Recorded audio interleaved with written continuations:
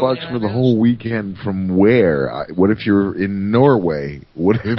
Well, that's different. If you're in Norway, you'll be able to pay like, $30 or $40 for the whole weekend and watch the whole thing on Skype or whatever the hell I do it on. Boy, okay. Listen, I am just your producer. I'm just going to sit back and listen to you roll.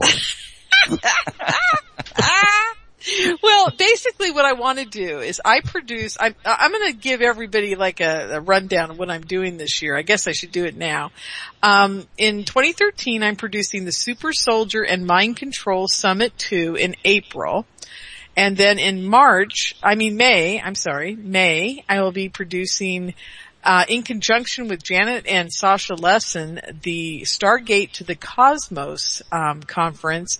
And it's also going to be, I think it's a weekend after Mother's Day, like the 17th, 18th, and 19th. And then in October, I'll be producing by myself the Ancient Aliens, Crypto Monster, and Psychic Sasquatch conference.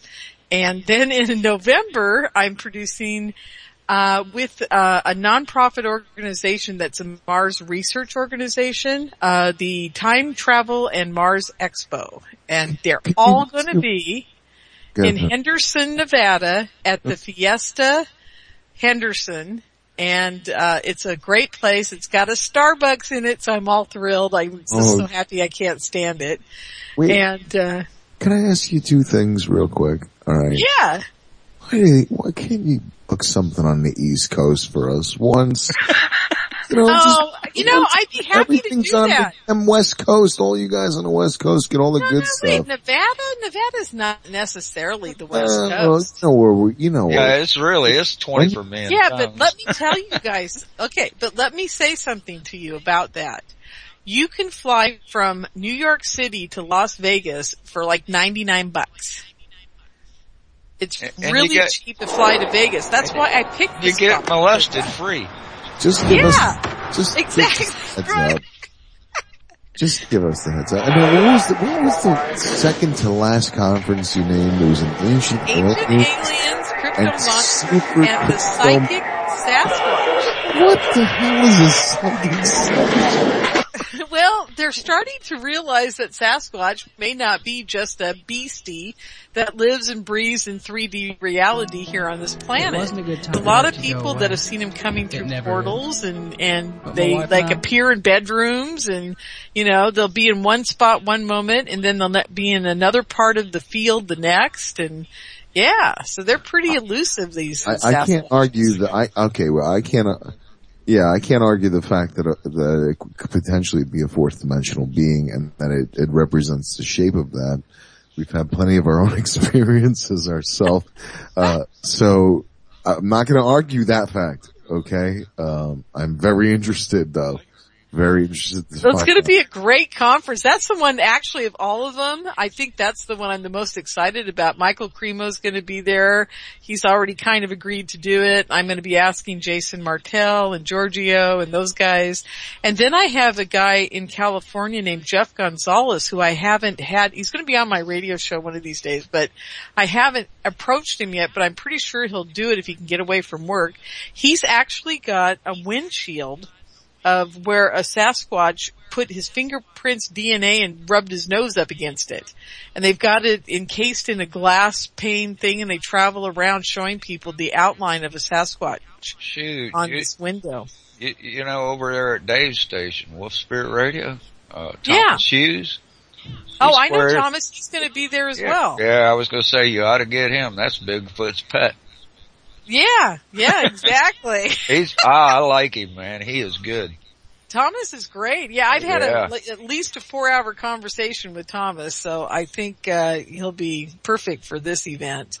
So he's going to be there. Dave Corso, I haven't asked him yet, but I'm hoping that he'll be there as well. And we'll have some fun people at that one. So I'm really looking forward to that. It's going to be a real trip. Let me ask you a serious question here. Do you think the more we talk about things that potentially the majority can't understand, the more we decrease the shock value of the potential of it happening, if it does happen? Oh, yeah. Yeah, of course, right? Yeah. Oh yeah, reality definitely. follows thought. So, cause it's interesting because I have friends, I had a couple buddies come over tonight on the weekend, and one is absolutely, unless it lands on the White House front lawn, take me to your leader. I don't care what you guys talk about. It's all crazy talk to me. But in the same aspect, we were having this conversation the other night, Hijacker, myself, a couple other people, on a round table, and I think it's an important responsibility for us to let the imagination go a little bit and talk about the things that could potentially be extremely far-fetched, but in the same respect, we're kind of staying ahead of the curve, because if something like the far-fetched talk that we talk about actually does surface, that shock value to the more people we get it out to will decrease, and the acceptance level will become more abundant. It's just automatic in nature how that is, so, I think it's important to continue to reach more people like we're doing to decrease shock value on certain things. Yeah, no, you're absolutely right. And Tones, that was the main reason that I decided that I needed to do the radio show after you guys were, talking me into it. I thought to myself, well, I've got nothing to say, but then I thought in the same, instant, I may not have anything to say, but there's a lot of people out there talking about stuff that is not mainstream, that we don't get in school, that we don't get in college, that we don't get in life, that may be real. And whether, like I tell everybody all the time, whether 1% is real or 10% or, whatever, even the smallest amount, if any of that is real, then we have the responsibility to tell the world about what is going on that we're not being told about.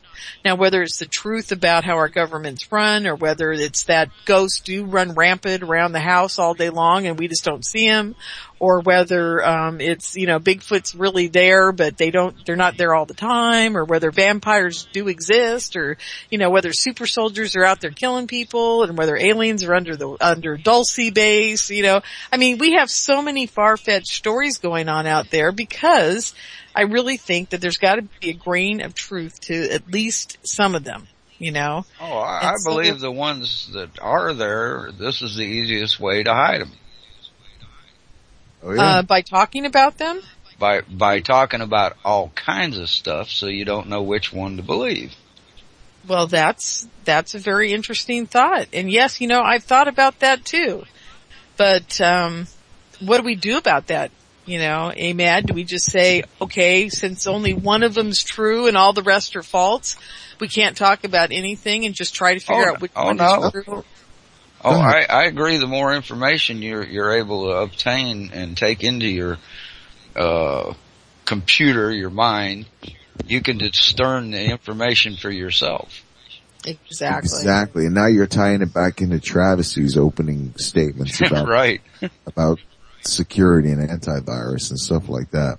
And the whole data mining project that's going on. Did you, I do stuff that probably really confuses them. Yeah, well, did you see the recent article, that was posted about Google, giving free Wi-Fi to certain cities now in New York City? It's basically, they're becoming, here's the ultimate data mining project. Yeah, Tones, just so you know, they've been giving free Wi-Fi in San Francisco and all of the, Silicon Valley for years now. I understand that. Yeah. But think about the bigger one, okay? So everyone's got, the majority either have iPhones or Android phones. All Android phones operate on Google network, right? So that's right.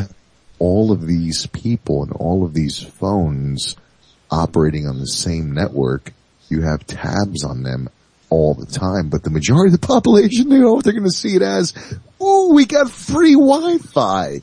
But they're not. The fact that it's the ultimate data mining project being rolled out right in front of everybody's faces, and it's coming right around the corner very soon. Well, it's already here, Tones. If you look at, taking a look at one of them apps you download on your phone and read what it says about them.